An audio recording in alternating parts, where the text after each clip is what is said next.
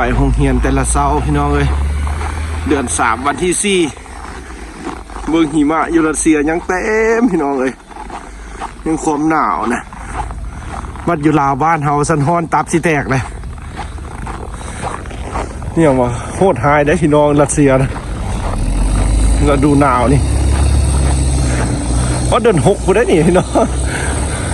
เพราะเดือน5เดือน6อันสากลคนเลยพี่น้องจะสิเมื่อหนาวนี่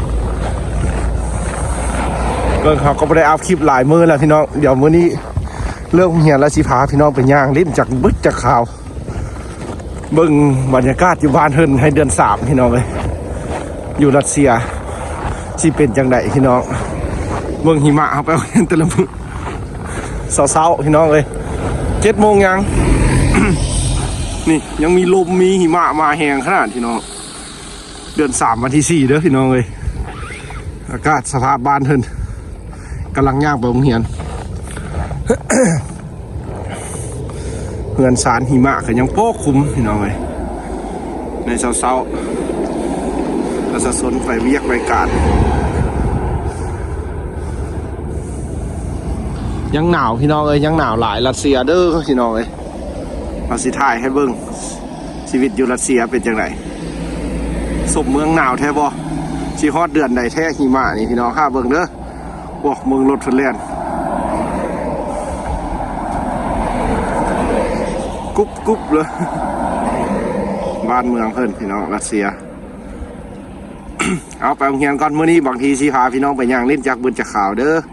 เบิ่งบรรยากาศบ้านเพิ่นพี่น้องเลยเพราะว่าบ่ได้ลงคลิปให้พี่น้องเบิ่งละช่วงนี้บ่สบายพี่น้องเลยเป็นไข้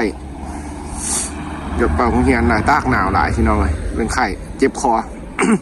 มื้อนี้เอาไข่ๆได้แล้วสิพาพี่น้องไปย่างเล่นพี่น้องเลยเอาฝากติดตามเป็นกำลังใจให้เฮาเด้อชีวิตอยู่พี่น้องเลยนักเรียนลาวอยู่รัสเซีย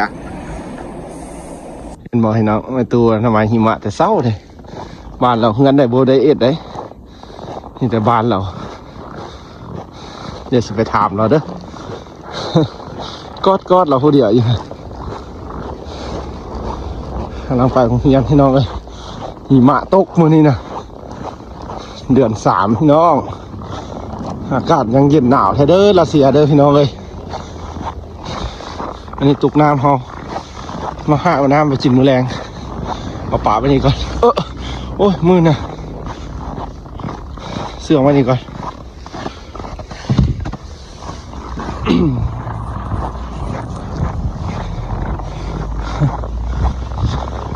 ทำไมหิมะเราคนเดียวพวกงานเราอูดอยู่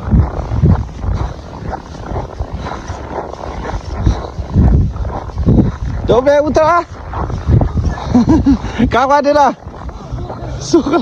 много снег. Это же хорошо? Да, хорошо, да? Конечно, хорошо. Растает будете где? Воды земля будет. Земля для воды очень хорошо. Чуть-чуть все убрано. Чуть-чуть, да? Да, у меня все убрано. Спасибо. Да, як сой, да, Я тебе. да, да. Что, пока? Снег? Да, тоже. Тоже убираешь? Да, тоже, сигара, да. Давай, до свидания. Всего доброго тебе, Да. เมืองบ้านเราพี่น้องนี่อนามัยทุกมื้อเลยรัสเซียพี่น้องเดือน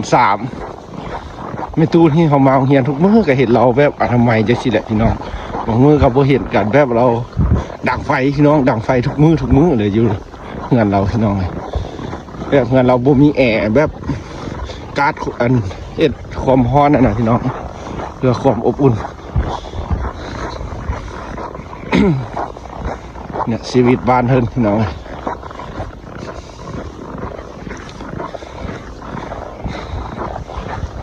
ถ่ายเบิ่งพอดีย่างไปโรงเรียนเลยพี่น้องอันนี้กระทางเขาไปโรงเรียนทุกมื้อเพราะอุ่นจักเลยเนาะเบิ่งหลังคาเงินสานเฮิรนมันก็อยู่กันจะสิได้รัสเซียพี่น้องเลย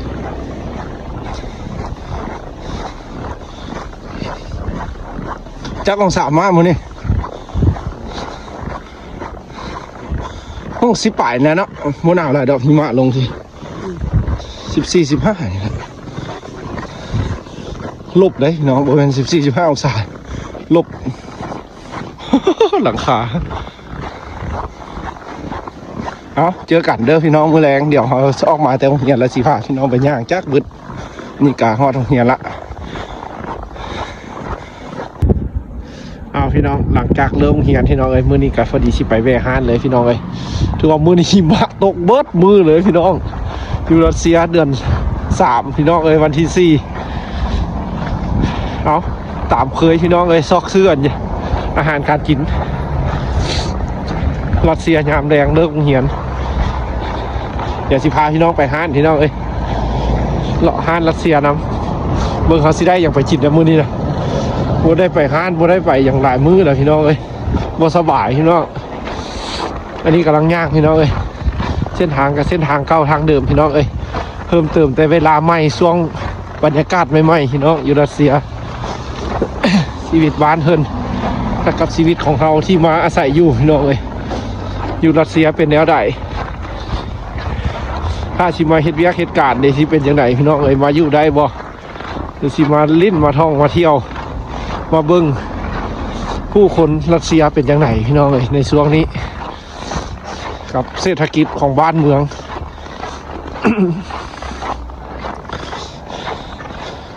นี่ละบ้านเฮินพี่น้องตกมืดเด้อพี่น้องเอ้ยยอมภาพว่ารัสเซียนี่หนาวอีหลีได้พี่น้องเอ้ยวิวที่เฮาถ่ายกำลังสิย่างไปห้านเลยพี่น้องเอ้ยแล้วก็สิเมื่อแต่งกินได้อย่างไว้กินแล้วก็สิแต่งเพื่อมื้ออื่นไปโรงเรียนคือเก่าพี่น้องเอ้ยสำหรับชีวิตคนลาวมาอยู่ที่กับเมืองนี้พี่น้องเอ้ยเมืองจูเมนเด้อประเทศรัสเซียพี่น้องเอ้ย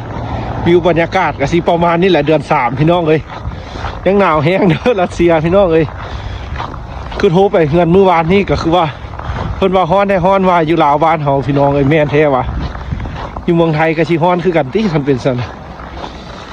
นี่ถือว่าเป็นอากาศที่ยังกำลังหิมะลงพี่น้องเอ้ย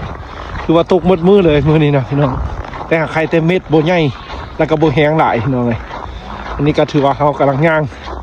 แล้วก็ถ่ายให้พี่น้องเบิ่งนำบรรยากาศบ้านเพิ่น ในชีวิตรัสเซียพี่น้องเอ้ยในช่วงนี้พี่น้องเอ้ยบ้านเมืองก็กำลังวุ่นวายในช่วงนี้นะใช้ชีวิตอันลำบากยากเห็นพี่น้องเอ้ยบอกว่าแต่อยู่รัสเซียหรือว่าประเทศใดก็ได้พี่น้องเอ้ยจะเขาสิอยู่ฮอดมือใดไปมือจังไหนพี่น้องเอ้ยโลกใบนี้นะเอาสิเป็นจังไดก็สู้ชีวิตต่อพี่น้องเอ้ยนี่ก็ถือว่าเฮาเด้อถ่ายให้เบิ่งพี่น้องเอ้ยอยู่รัสเซียไปห้านน้ำกันอะไปห้านตัวนั้นแหละห้านงัวแหละเพื่อได้ซีนเนี่ยได้ซีนบ่ได้อย่างก็เอาไปกินไปแล้วไปแล้วก็แล้วอยากกินแซ่บเข้าไปกินบ้านเขา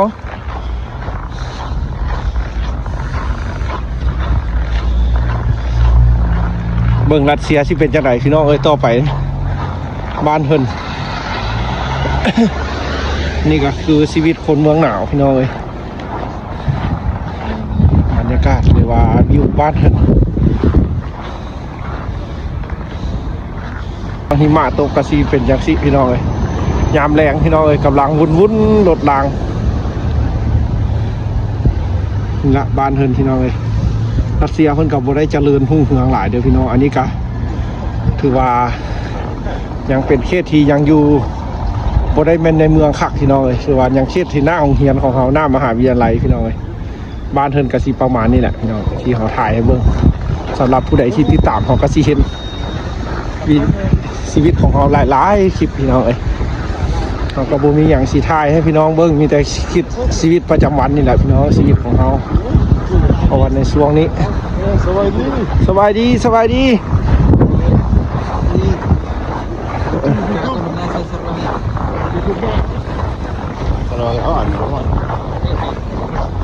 อยู่บ้านเทินพี่น้องเอ้ยเดี๋ยวสิไปห้านพี่น้องห้านกับห้านเดียวนี่แหละที่ยังเปิดอยู่พี่น้องเอ้ยห้านอื่นเพิ่นก็ปิดหมดละตลาดสดบ่มีหยังก็ปิดหมดละคือว่ายังแต่ห้านนี้พี่น้องห้านนี้ก็ขายสิ้นงัวสิ้นหมูคือกันพี่น้องเอ้ยไส้กรอกฮอนดอกมีหยังก็มีคือกันพี่น้องเป็นอาหารแห้งหรือว่ามีหยังห้านนี้ก็ถือว่าเอามาซื้อตลอดพี่น้องเอ้ยเพราะว่ามันมีห้านเดียวนี่พี่น้องในแถวนี้นะนี่ในบริเวณนี้ถือว่าเป็นกลาง ตึกแถวนี้ถือว่าตึกเอาใหญ่พี่น้องเลย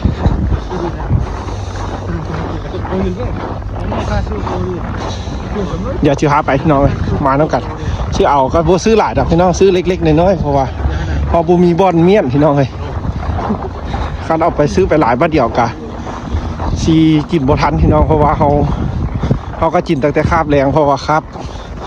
มื้อเช้ามื้อสวยก็ไปกินในโรงเรียนพี่น้องเอาเดี๋ยวสิเข้าไปแล้วสิถ่ายเบิ่งพี่น้องนี่แหละบ้านเพิ่นก็ชื่อว่ายังหนาวอยู่สิแหละพี่น้องตับเปียกน้ำพี่น้องนี่ละอาหารที่เขากินตัวนี้มีอย่างมดสินะกูแดงๆครับ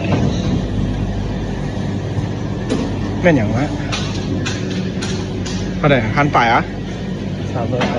เอาเลยแม่อันนี้นะได้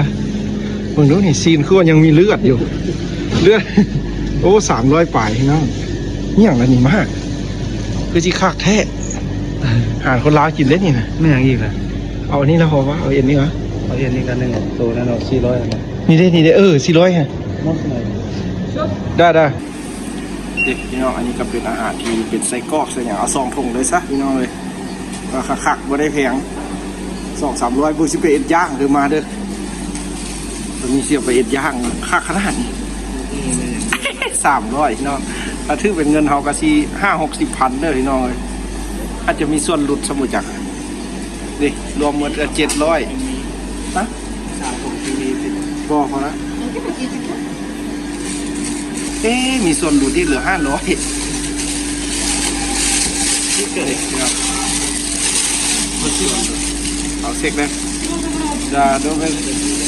เอาพี่น้องเอาเท่านี้แหละหน้ามาใหม่พี่น้องเลยรถติดบ่ได้พี่น้องเอาอยู่ซอยเพิ่นก่อนบ่ได้พี่น้องโอ้ขึ้นพี่น้องเลยเอาลองเบิ่งจักหน่อยบ้านเพิ่นคาหิมะโอ้ชงซีนออกเลย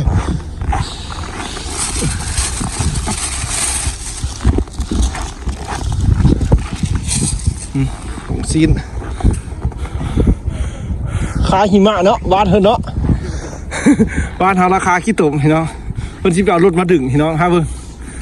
สิซอยเพิ่นก่อนขึ้นแล้วจังมือซะโอ้เนี่ยว่าคาใช่คาติดบ่ถึงพื้นบ่เนาะ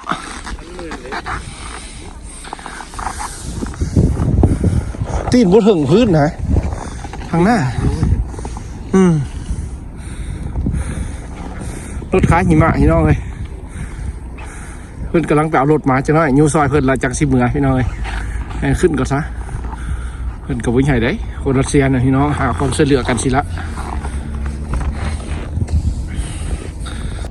จักสั้นนี่นะฮอดว่า50บ่ฮอดที่เนาะบ่ฮอด50เนาะมึงนับวะนี่25 26 1เนาะบ่ฮอด50ว่าคันมือนึงเขาได้เป็นเจ้าของตึกนี่เสียจังได๋นี่ตื่นก่อนเนาะตื่นก่อนเอ็งนอนบ่ทันก็เอ็ดคักเลยเนาะตึกนึงเนาะ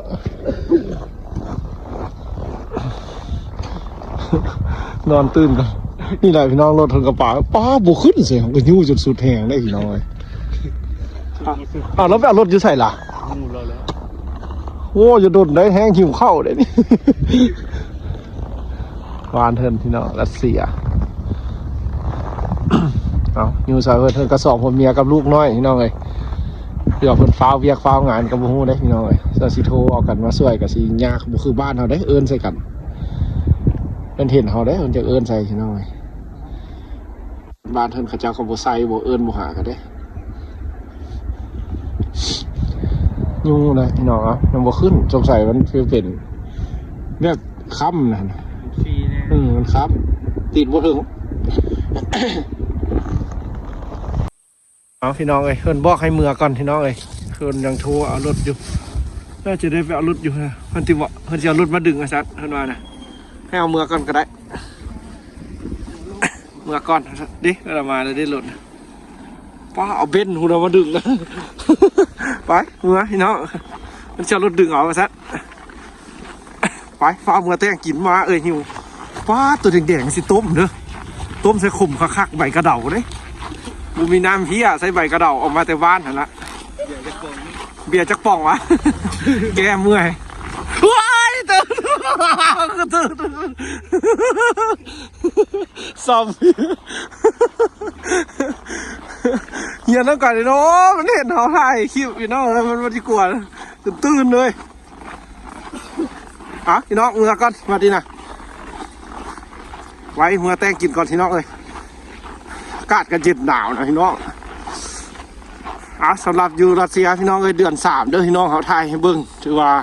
อากาศยังหนาวพี่น้องถ้าเบิ้งว่าสิหนาวฮอตเดือนไหนพี่น้องเลยถ้าเบิ้งน้ำกันเดี๋ยวเขาสิถ่ายให้เบิ้ง2-3 มื้อแล้วพี่น้องไว้ลงคลิปกันย้อนว่าเป็นไข้พี่น้องไปเซอร์โบได้ก็คิดฮอตพี่น้องอยู่ที่มาครับชมให้กำลังใจพี่น้องชีวิตของเขาอยู่รัสเซียก็ขอบใจพี่น้องเด้อที่อยู่เมืองไทยแล้วก็พี่น้องทางบ้านเขาที่ใช้ชีวิตอยู่ตั้งแดดเพิ่นก็มารับชมให้กำลังใจพี่น้องเอากระสิทายให้เบิ้งมีอย่างอยู่รัสเซียพี่น้องอยู่น้ำกันเด้อพี่น้องจนเท้าเขาจบรับประกาศพี่น้องกันยังอีกแต่3 เดือนนึงพี่น้องเอากระสิรับประกาศกลับบ้านแล้วเมื่อหาครอบครัวหาพ่อหาแม่มาซอกเอาลูกเอาเมีย อยากได้เมียแล้วพี่น้องหักผู้สาวยังบ่มียังบ่เห็นมากเถื่อหายังบ่เห็นเป็นน้ำอยู่แต่พี่น้องเอาวาดถึงอันพี่น้องพี่น้องนี่ซื้อมาขวดยังแดงหวนแต่ย่านแท้341 รูเบิลพี่น้องประมาณ70,000ต้มมาต้มคักๆมาโลป่าย2 โลคนเอง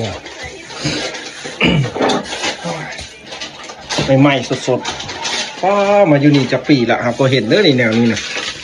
บุเคยเห็นเนื้อแดงๆแบบนี้จะเชื่อ